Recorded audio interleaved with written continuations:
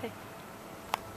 Once upon a midnight dreary, while I pondered, weak and weary, over a quaint and curious volume of forgotten lore, while I nodded, nearly napping, suddenly came there tapping.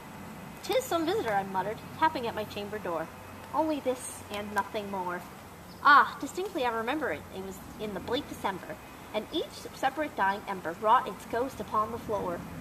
Eagerly I wished the morrow, vainly I had sought to borrow from my books a surcease of sorrow, sorrow for the lost Lenore, for the rare and radiant maiden whom angels name Lenore, nameless here for evermore. And the silken, sad, uncertain rustling of each purple curtain thrilled me, filled me with fantastic terrors I never felt before. So that now, to still the beat of my heart, I stood repeating, "'Tis some visitor entreating entrance at my chamber door, some late visitor entreating entrance at my chamber door. This is it and nothing more." Presently, my soul grew stronger, hesitating then no longer. "Sir," I said, "or madam, truly give your forgiveness I implore.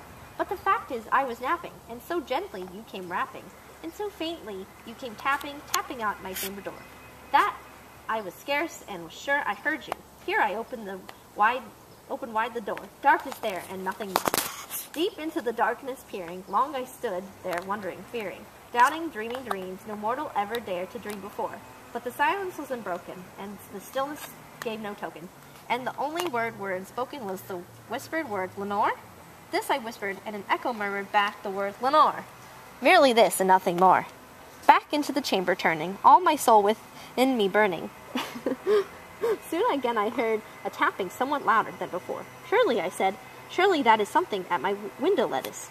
Let me see then what thereat is, and this mystery explore. Let my heart be still a moment, and this mystery explore. This window and nothing more." Open here I flung the shutter. Open here I flung the shutter, when, with many a flirt and flutter, in there stepped a stately raven of saintly days of yore.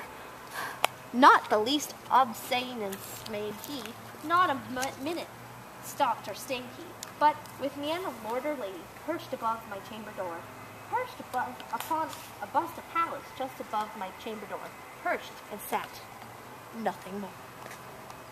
Then this ebony bird, beguiling my sad fancy into smiling, by grave and stern decorum of the countenance I wore, "Though thy crest be shorn and shaven, thou," I said, "art sure no craven, ghastly grim and ancient raven wandering through the nightly shore. Tell me what thy lordly name is on the night's Plutonian shore." Quoth the raven, "Nevermore." Much I marveled this ungainly fowl to hear discourse so plainly, though its answer little meaning, little relevancy bore. For we cannot help agreeing that no living human being ever yet was blessed with seeing a bird above his chamber door. Bird or beast upon the sculptured bust above his door, with such a name as Nevermore. But that raven, sitting lonely on a placid bust, spoke only that one word, as if his soul in that one word he did outpour. Nothing further than he uttered, not a feather than he fluttered, till I scarcely more than muttered, "Other friends have flown here before. On the morrow he will leave me as my hopes have flown before." Then the bird said, "Nevermore." Startled at the stillness broken by a reply so aptly spoken, "Doubtless," I said, "what it utters is its only stock and store, caught me from unhappy master, whom unmerciful disaster followed fast and followed faster, till his songs one burden bore, filled with dirge of his hope that melancholy burden bore, of nevermore."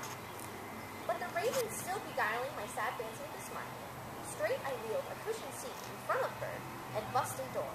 Then upon the sinking velvet I betook myself into leaning, fancy onto fancy, thinking what this ominous bird of yore, what this grim, unghastly, gaunt, ominous bird of yore, meant in croaking nevermore. This I sat engaged in guessing, but no syllable expressing, to the fowl whose fiery eyes now burned into my bosom's core.